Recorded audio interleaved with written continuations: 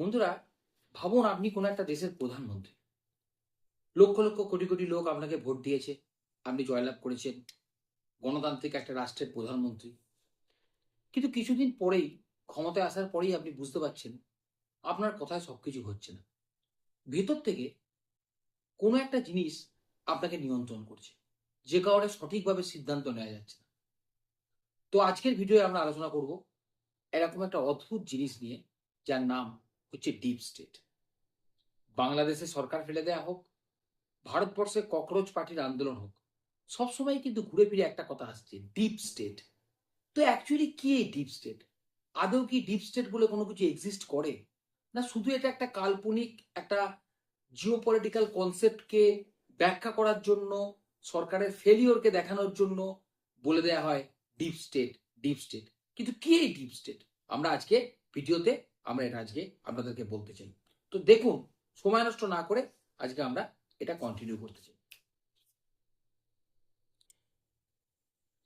এই deep state ধারণাটি যদি আমরা বলি যে অ্যাকচুয়ালি ডিপ স্টেটটা কি, তাহলে এটা হচ্ছে এমন একটা গোষ্ঠী যা পর্দার আড়াল থেকে সরকারকে কন্ট্রোল করে। এবার এই গোষ্ঠীতে কারা রয়েছে? এই গোষ্ঠীতে রয়েছে কিছু প্রভাবশালী এবং প্রচন্ড ধনী ব্যবসায়িক সংগঠন, আমলাতন্ত্রের একটা অংশ রয়েছে, কিছু নীতি নির্ধারণকারী ব্যক্তিবর্গ যারা সরাসরিভাবে সরকারের অংশ নয় কিন্তু সরকারকে প্রভাবিত করতে চায়, এরকম কিছু অংশ, কিছু অর্গানাইজেশন যাদের হাতে প্রচুর পয়সা রয়েছে, তারা তাদের মতো করে সিদ্ধান্ত নিতে চায়। এদেরকেই অ্যাকচুয়ালি বলা হচ্ছে ডিপ স্টেট। কিন্তু এটাকে আপনি আইডেন্টিফাই করতে পারবেন না যে এরাই ডিপ স্টেটের কাজ করছে, কিন্তু এরা অ্যাকচুয়ালি সরকারকে অন্যভাবে প্রভাবিত করার চেষ্টা করছে। এই ডিপ স্টেটের ধারণাটি উৎপত্তি অ্যাকচুয়ালি কখন থেকে হয়েছিল?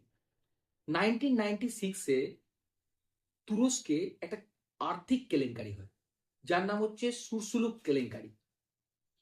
এই যে কেলেঙ্কারিটায় একটা ডিপ স্টেটের কনসেপ্ট, যাকে তখন বলা হতো ডেরিন ডেভলেট, এই ডেরিন ডেভলেটের ধারণা থেকে এই আপনার ডিপ স্টেটের ধারণাটি কিন্তু উত্থান হতে আস্তে আস্তে শুরু করে।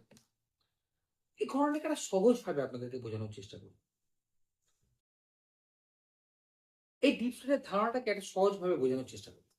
ধরুন একটা ব্যবসায়িক প্রতিষ্ঠান এবিসি গ্রুপ। আপনি এবিসি গ্রুপের সিইও হলেন, সিইও নির্বাচিত হলেন। খুব আনন্দের খবর, আপনি সিইও কোম্পানির। আপনার সিদ্ধান্ত অনুযায়ী কোম্পানি চলবে। কিন্তু কিছুদিন পরে আপনি বুঝতে পারছেন যে আপনার সমস্ত সিদ্ধান্ত কার্যকরী হচ্ছে না। বাইরে থেকে কোনো একটা শক্তি আপনাকে প্রভাবিত করার চেষ্টা করছে। তারা সেই সংস্থার কর্মী হতে পারে, কোনো বাইরের একটা শক্তি হতে পারে। তারা কিন্তু আপনাকে প্রভাবিত করার চেষ্টা করছে। অর্থাৎ তারা কিন্তু ফ্রন্টে আসছে না, ফ্রন্টে আপনাকে দেখা যাচ্ছে, কিন্তু পর্দার আড়ালে একটা গোষ্ঠী তারা কিন্তু নিয়ন্ত্রণ করার চেষ্টা করছে। এইটা যখন রাষ্ট্রের ক্ষেত্রে হচ্ছে, তখনই আমরা সেই ব্যাপারটাকে ডিপ স্টেট বলি, একটা গভীর রাষ্ট্র যারা কিন্তু পর্দার আড়ালে থাকে। দেখুন, এই ডিপ স্টেটের দুটো দিক আছে। একটা আভ্যন্তরীণ দিক, অবশ্যই কোনো রকম আমাদের দেশে যখন কোনো আনরেস্ট হচ্ছে, কোনো রকম আনস্টেবিলিটি দেখা যাচ্ছে, তখন ডিপ স্টেটের রোলটা আসছে। আবার যখন আপনারা দেখতে পাচ্ছেন যে আন্তর্জাতিক ক্ষেত্রে ব্যাপারটা যখন হচ্ছে, দেখুন এই ডিপ স্টেটের যে ধারণাটা আমরা এখন বলছি, এমন নয় যে ডিপ স্টেটের ধারণাটা নতুন এসছে। এটা কিন্তু প্রাচীনকালেও ছিল। মানে মধ্যযুগে আপনারা যদি দেখেন যে ডিপ স্টেটের হয়তো তখন নামটা ডিপ স্টেট ছিল না, কিন্তু একটা ষড়যন্ত্রকারী গোষ্ঠী কিন্তু রাজার বিরুদ্ধে চক্রান্ত করত। তারা কিন্তু রাজাকে ক্ষমতা থেকে চ্যুত করার চেষ্টা করত, এবং তারা বিভিন্ন রকম, অনেক সময় বলা হতো যে রাজা হচ্ছে ঈশ্বরের প্রতিনিধি। রাজাকে ঈশ্বরের একটা মানে দূত হিসাবে মানা হতো। পাশাপাশি শয়তানের একটা চর্চা হতো, পিশাচের একটা চর্চা হতো। এগুলো ইউরোপে হয়েছে।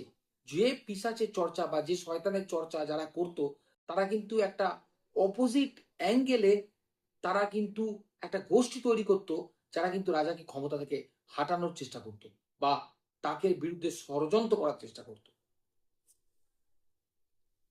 ভাবছেন পৃথিবীর সর্বাপেক্ষা ক্ষমতাশালী ব্যক্তি ট্রাম্প, ইউএস প্রেসিডেন্ট, বা আপনারা ভাবছেন যে রাশিয়ার পুতিনের হাতেই রাশিয়ার সমস্ত ক্ষমতা রয়েছে, কিন্তু ব্যাপারটা কিন্তু সর্বাংশের শক্তি নয়। তার পাশেও এমন কিছু গোষ্ঠী রয়েছে যারা কিন্তু ট্রাম্পকে বা রাশিয়ার প্রেসিডেন্টকে নিয়ন্ত্রণ করছে। আজকে ভারত থেকে শুরু করে ইতালি, মিশর, পাকিস্তান, চীন, জাপান, এমনকি আফ্রিকার ছোট ছোট দেশ, কোথায় নেই এই ডিপ স্টেটের ধারণা।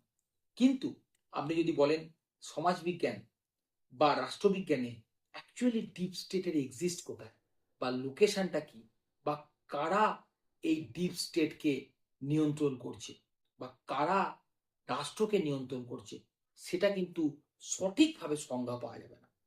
আপনি যদি বলেন তাহলে এটা এমন একটা ধারণা যারা পর্দার আড়ালে থেকে বা অন্তরালে থেকে সরকারকে পরিচালনা বা নিয়ন্ত্রণ করার চেষ্টা করে।